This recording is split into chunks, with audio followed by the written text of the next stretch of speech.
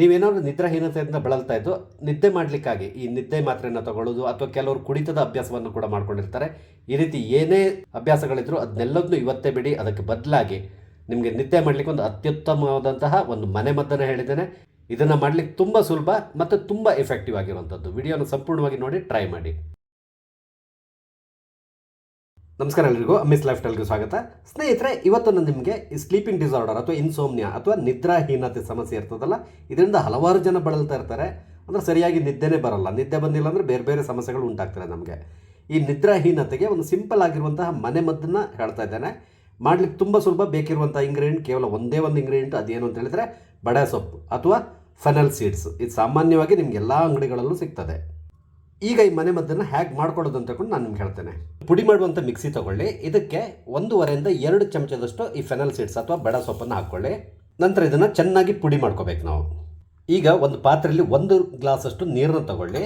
ಈ ನೀರಿಗೆ ಈ ಪೌಡ್ರನ್ನ ಹಾಕ್ಕೊಳ್ಬೇಕು. ನಂತರ ಇದನ್ನ ಸ್ಟೌವ್ನಲ್ಲಿಟ್ಟು ಲೋ ಫ್ಲೇಮ್ನಲ್ಲಿ ಚೆನ್ನಾಗಿ ಕುದಿಸ್ಕೋಬೇಕು. ನಾವೀಗ 1 ಲೋಟ ನೀರು ತಗೊಂಡಿದ್ದೀವಲ್ಲ, ಇದು ಚೆನ್ನಾಗಿ ಕುದ್ದು ಇದು 1/4 ಲೋಟದವರೆಗೆ ರೆಡ್ಯೂಸ್ ಮಾಡಬೇಕು ನಾವು. ಅಂದರೆ 3/4 ಲೋಟ ನೀರನ್ನ ನಾವು ಇಂಗಿಸಿ ತೆಗೆದು ಬಿಡಬೇಕು. ನೋಡಿ, ನಾನು ಲೋ ಫ್ಲೇಮ್ನಲ್ಲಿ ಚೆನ್ನಾಗಿ ಕುದಿಸ್ಕೊಂಡಿದ್ದೇನೆ. ಈಗ 1 ಲೋಟ ನೀರು ಏನಿದೆ ಅದೀಗ 1/4 ಲೋಟಕ್ಕೆ ರೆಡ್ಯೂಸ್ ಆಗಿದೆ. ಈಗ ನಾವು ಇದನ್ನು ಬಂದ್ ಮಾಡ್ಬೋದು. ಈಗ ಇದು ಸ್ವಲ್ಪ ತಣ್ಣಗಾಗಿದೆ. ಈಗ ಇದನ್ನು ಸೋಸ್ಕೊಳ್ಬೇಕು. ಇದನ್ನು ನಾನು ಒಂದು ಸೋಸ್ಕೊಂಡೊಂದು ಲೋಟಕ್ಕೆ ಹಾಕ್ಕೊಂಡಿದ್ದೇನೆ. ಈಗ ಒಂದು ಸ್ವಲ್ಪ ಬೆಚ್ಚಗಿನ ಹಾಲನ್ನು ತಗೊಳ್ಳಿ. ಎಂದು ಉಗುರು ಬೆಚ್ಚಗಿರ್ತದಲ್ಲ ಆ ರೀತಿ ಹಾಲನ್ನು ತಗೊಳ್ಬೇಕು. ಈಗ ಈ ಹಾಲಿಗೆ ಈ ಕಷಾಯ ರೆಡಿ ಮಾಡ್ಕೊಂಡಿದ್ದೀವಲ್ಲ, ಫೆನಲ್ ಸೀಡ್ಸ್ ಅಥವಾ ಬಡ ಸೊಪ್ಪನ್ನ ಕಷಾಯ ರೆಡಿ ಮಾಡ್ಕೊಂಡಿದ್ದೀವಲ್ಲ, ಇದನ್ನು ಮಿಕ್ಸ್ ಮಾಡ್ಕೊಳ್ಬೇಕು. ಇದನ್ನು ಚೆನ್ನಾಗಿ ಮಿಕ್ಸ್ ಮಾಡಿಕೊಳ್ಳಿ. ನಿದ್ರಾಹೀನತೆಗೆ ಮನೆಮದ್ದು ತಯಾರಾಗಿದೆ. ಇದನ್ನು ನೀವು ಏನು ಮಾಡಬೇಕು ಅಂದರೆ ಪ್ರತಿದಿನ ರಾತ್ರಿ ಮಲಗೋಕ್ಕಿಂತ ಮೊದಲು ಒಂದು ಅರ್ಧ ಗಂಟೆ ಮೊದಲು ಇದನ್ನು ಈ ರೀತಿ ಮಾಡ್ಕೊಂಡು ಕುಡಿಬೇಕು ನೀವು. ಈ ರೀತಿ ಕುಡಿಯೋದ್ರಿಂದ ನಿಮಗೆ ಚೆನ್ನಾಗಿ ನಿದ್ದೆ ಬರ್ತದೆ. ಕಾರಣ ಏನು ಅಂತೇಳಿ ಹೇಳಿದರೆ, ಹಾಲು ಮತ್ತು ಈ ಫೆನಲ್ ಸೀಡ್ಸ್ ಅಥವಾ ಬಡ ಸೊಪ್ಪು ಏನಿದೆ ಇದು ಎರಡರಲ್ಲಿ ಕೂಡ ಮೆಲಟೋನಿನ್ ಇರ್ತದೆ.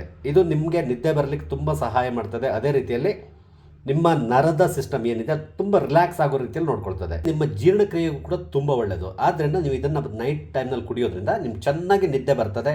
ಇದನ್ನು ಪ್ರಾಕ್ಟೀಸ್ ಮಾಡ್ಕೊಳ್ಳಿ. ಯಾಕಂದರೆ ಇದರಿಂದ ಯಾವುದೇ ರೀತಿಯಾದಂಥ ಕೆಟ್ಟ ಪರಿಣಾಮ ಇಲ್ಲ. ಅಂದರೆ ನೋ ಸೈಡ್ ಎಫೆಕ್ಟ್ಸ್ ಇದರಲ್ಲಿ. ಹಾಗಾಗಿ ನೀವು ಇದನ್ನು ಪ್ರಾಕ್ಟೀಸ್ ಮಾಡ್ಕೊತ ಬನ್ನಿ ಸಾಕು. ಖಂಡಿತವಾಗಿ ನಿಮಗೆ ಈ ನಿದ್ರಾಹೀನತೆ ಸಮಸ್ಯೆ ಇದೆಯಲ್ಲ ಅದು ಕ್ರಮೇಣವಾಗಿ ಕಮ್ಮಿ ಆಗ್ತಾ ಬರ್ತದೆ. ಒಂದೇ ದಿನದಲ್ಲಿ ಕಮ್ಮಿ ಆಗುತ್ತೆ ಅಂತೇಳಿ ತಿಳ್ಕೊಬೇಡಿ. ಇದನ್ನ ಕಂಟಿನ್ಯೂಸ್ ಆಗಿ ಮಾಡಿ. ನಿಮಗೆ ಅದರ ಎಫೆಕ್ಟ್ ಗೊತ್ತಾಗ್ತದೆ. 1-2-3 ದಿನದಲ್ಲಿ ನಿಮ್ಗೆ ಅದರ ಎಫೆಕ್ಟ್ ಗೊತ್ತಾಗ್ತದೆ. ಚೆನ್ನಾಗಿ ನಿದ್ದೆ ಬರ್ತದೆ.